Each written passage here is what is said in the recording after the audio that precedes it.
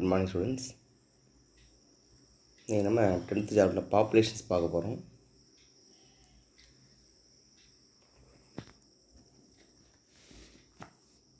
Population is defined as any group of organisms of the same species which can interbreed among themselves and occupy a particular space and function as a part of biotic community.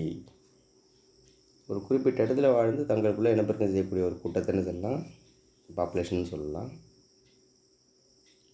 Population has various properties like population density, natality, mortality, age distribution, and biotic potential dispersion of R and K selected growth forms. Population இருக்கிறது நிறைய அந்த various properties இருக்குது அப்படின்றது நாட்டாளர்களுடைய இறப்பு வீதம், மக்கள் தொகை அடர்த்தி, வயது பரவல், இப்படி நிறைய காரணிகள் அதில் இருக்குது. Population purposes genetic characters that are directly related to the adaptiveness, reproductive success and persistence in their habitats over time அப்படின்னு சொல்லலாம். Life history and organism is important part of their attribute.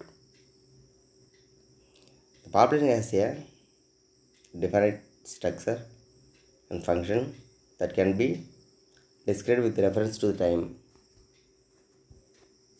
இப்போதுனா ஒரு பாப்புலேஷன் எப்படி define பண்ணலாம்னா ஒரு குறிப்பிட்ட டைமோட கொண்டிருக்கக்கூடிய தொடர்பை பொறுத்து தான் அதனுடைய ஸ்ட்ரக்சரையும் ஃபங்க்ஷனையும் நம்ம விளக்க முடியும். இப்போ பாப்புலேஷன் அட்ரிபியூட்ஸ் இன கூட்டத்தோட இயல்புன்னா என்ன? ஃபஸ்ட்டு பாப்புலேஷன் டென்சிட்டின்னா என்னென்னு பார்க்கலாம். The density of the population refer to its size in relation to unit of space and time சொல்லலாம். ஒரு அலகு பரப்பில் வந்து குறிப்பிட்ட காலத்தில் வாழக்கூடிய இனக்கூட்டத்தோட அளவை நம்ம என்ன சொல்கிறோம்? இனக்கூட்டத்தோட அடர்த்தி, பாப்புலேஷனோட அடர்த்தின்னு சொல்லலாம். So population density is a total number of that species within a natural habitat. The size of population can be measured in several ways, including abundance, absolute number in population, numerical density and the number in individuals per unit area, and biomass density per unit area volume, biomass per the unit area. Population density is as species can also expressed with reference to the actual area of habitat available to species. When the size of individual in a population is relatively uniform, then density is expressed to the term of number of individuals of density சொல்லுவோம். அதாவது பார்த்திங்கன்னா இப்போ நம்ம பார்த்த எல்லாமே ஒரு அலகு காலம், உண்மையான அடர்த்தி டென்சிட்டிங்கிறது பார்த்திங்கன்னா ஒரு அலகு பரப்பில் இருக்கக்கூடிய உயிரினுடைய எண்ணிக்கை, குறிப்பிட்ட குரலுடைய உயிர்த்திரள் மாஸ் அப்படின்னு சொல்லலாம். ஒரு உண்மையான அடர்த்தி அப்படின்னா உண்மையான ஒரு பரப்பை கொண்டு செய்யும் குறிப்பிட்ட சீரான அடர்த்தியை கொண்ட எண்ணிக்கை அடிப்படையில் நம்ம அதை வெளிப்படுத்த முடியும். நியூமரிக்கல் டென்சிட்டின்னு சொல்கிறோம், எண்ணிக்கை அடிப்படையில் வெளிப்படுத்தலாம். அடுத்து பார்த்திங்கன்னா நட்டாலிட்டி அப்படின்னு எடுத்துட்டோம்னா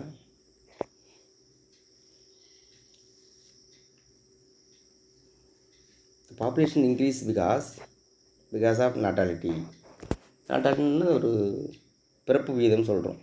நட்டாலிட்டி is equivalent to birth rate and its expression of the reproduction of new individuals in the population of by birth, hatching, germination, fission சொல்லலாம். எப்படியோ வந்து முளைக்கிறது, பொரிக்கிறது, ஏதோ ஒரு காரணத்துலேருந்து மக்கள் ஏதோ உயிரினங்கள் வெளியில் வருது இல்லையா? பிறத்தல், ஹேட்சிங்னா பொரித்தல், ஜெர்மினேஷனாக ஏதோ முளைத்தல், ஃபிஷன் பிளத்தல், ஏதோ ஒரு காலமாக ஒரு முறை மூலமாக உயிரினங்கள் உருவாகுது இல்லையா? அதை நட்டாலிட்டின்னு சொல்லலாம். The two main aspects of the reproduction, namely fertility and paternity, play and significant role of population சொல்லலாம். Natality rate பார்த்தீங்கன்னா may be expressed in the crude birth rate அப்படின்னு சொல்லலாம். Number of organisms born per female per unit time. குறிப்பிட்ட காலத்துக்குள்ளே அந்த பெண் உயிருக்கு பெறக்கூடிய குழந்தையோட எண்ணிக்கை அப்படின்னு சொல்லலாம். இப்போ பர்த் ரேட் அதாவது number of birth per unit time by average population அப்படிங்கிற மாதிரி அதை நம்ம ஃபார்முலா மூலமாக கால்குலேட் பண்ண முடியும். அடுத்து மார்ட்டாலிட்டி ரேட்டு பார்க்குறோம். மார்ட்டாலிட்டி இஸ் பார்த்தீங்கன்னா பாப்புலேஷன் டெக்லைன் ஃபேக்டர்னு சொல்லலாம். இன்றைக்கி ஆப்போசிட்டான நட்டாலிட்டிக்கு இது ஆப்போசிட்டாக இருக்கிறத மார்ட்டாலிட்டின்னு சொல்கிறோம். பிறப்புக்கு அகென்ஸ்டாக இருக்கும். Mortality can be expressed and loss of individual unit time of death rate. ஒரு குறிப்பிட்ட காலத்தில் காணாமல் போன இறந்து போன உயிரினுடைய எண்ணிக்கையை குறிக்கலாம்.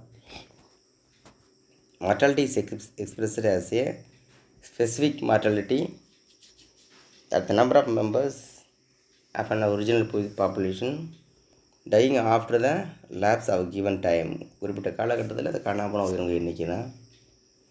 The crude death rate of a population can be calculated by the equation. சொன்னால் இந்த ஈக்குவேஷன் பார்த்தீங்கன்னா death rates equal to number of death per unit time by average population. ஒரு குறிப்பிட்ட மக்கள் தொகையில் ஒரு குறிப்பிட்ட காலத்தில் இறந்து போன உயிரினோட எண்ணிக்கையை நம்ம கழித்து அதில் டெத் ரேட்டை மனிதன் கண்டுபிடிக்க முடியும். The rate of mortality determined by the density. அந்த டென்சிட்டியை பொறுத்து தான் நம்ம மார்ட்டாலிட்டி ரேட்டை கண்டுபிடிக்க முடியும். மார்ட்டாலிட்டி வந்து high at the high density because hazardous overcrowding, increased predation and spread of disease.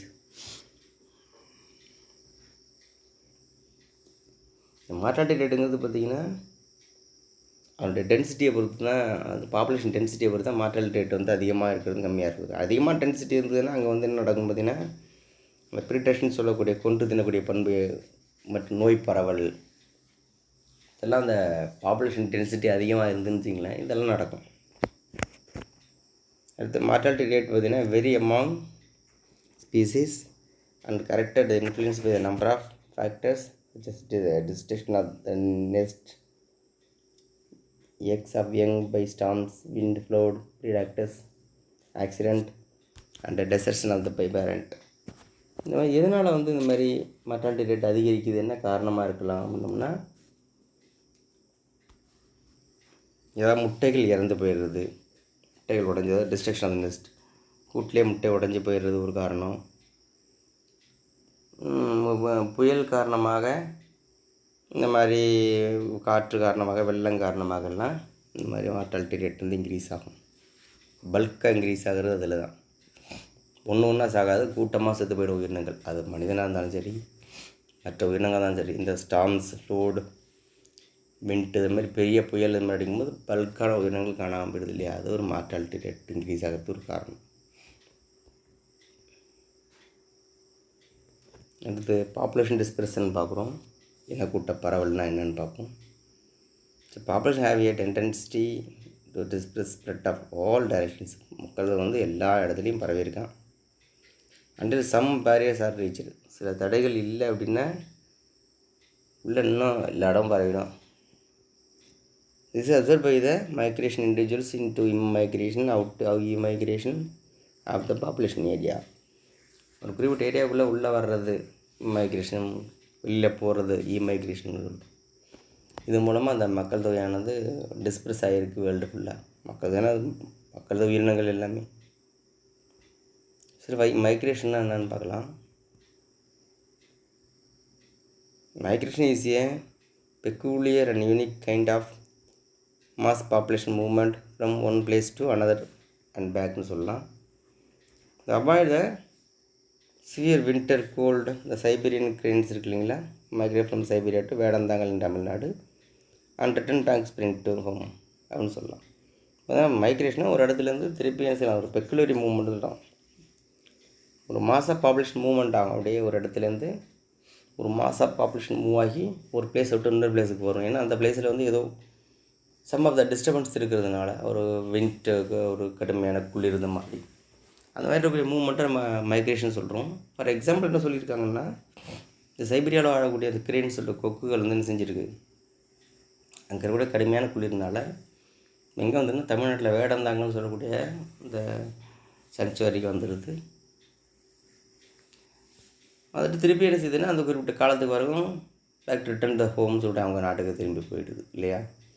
இந்த ஈவெண்ட்டை என்ன சொல்கிறோம், மைக்ரேஷன் அப்படின்னு சொல்கிறோம் இல்லையா. இது மாதிரி அடுத்த சம் ஃபிஷ்ஷஸ் எடுத்துட்டிங்கன்னா known to migrates to sea to fresh வாட்டர்னு சொல்லலாம்.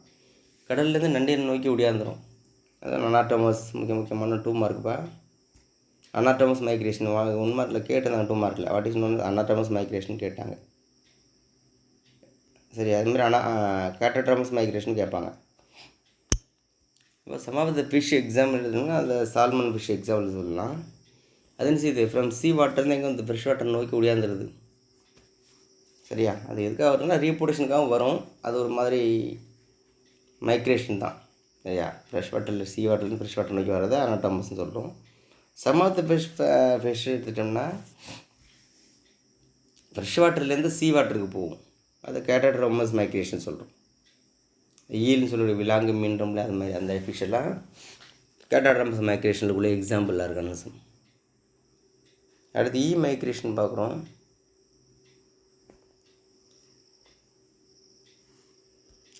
So under the natural conditions, migration usually occur when there is overcrowding. The regardless adaptive behavior that regulate the population in a particular site and prevent the overpopulation explosion of the habitat. Further leads to occupation of the new area or elsewhere. கூட்டம் அதிகமாக இருக்கிறதுனால என்ன செய்யுது அப்படின்னா சில உயிரினங்கள் அந்த இடத்த விட்டு வெளியில் வேறு இடத்துக்கு இடமேர்ந்து போகுது இல்லையா. அதை என்ன சொல்கிறோம்னா மைக்ரேஷன் சொல்கிறோம். நெக்ஸ்ட்டு இம்மைக்ரேஷன்னா என்ன அப்படின்னு பார்த்தோம்னா உள்ளே வர்றது தான் leads rise of population levels. The population increase beyond the carrying capacity, result increased mortality and among the immigrants, decreased and reproductive capacity in the of the individuals. Both immigration are initiated by the triggered by the weather and other abiotic and biotic factors. வெளியிலேருந்து organism வந்து உள்ளே insert ஆகிடுறது, இருக்கிற பாப்புலேஷனில் வந்து merge ஆகிடுறது. அதை என்ன சொல்கிறோம்னா இம்மைக்ரேஷன் சொல்கிறோம். உள்ளேற்றம், உள்ளே வந்து நுழைஞ்சிடுறது. பொதுவாக எதனால் இந்த மாதிரி வருதுன்னு பார்த்தோம்னா பொதுவாக அது போத் இம்மைக்ரேஷனாக இருந்தாலும் சரி இம்மைக்ரேஷனாலும் சரி ரெண்டுமே பார்த்திங்கன்னா வெதர் கண்டிஷனும் இந்த பயோட்டிக் கண்டிஷன்ஸை பொறுத்து தான் அந்த இம்மைக்ரேஷன் ரெண்டுமே வந்து பாசிபிலிட்டி இருக்குது. அடுத்து பார்த்திங்கன்னா பாப்புலேஷன் ஏஜ் டிஸ்ட்ரிபியூஷன் பார்க்கணும். ஓகே ஸ்டூடெண்ட்ஸ், இப்போ தான் நெக்ஸ்ட் வீடியோவில் பார்க்கலாம்.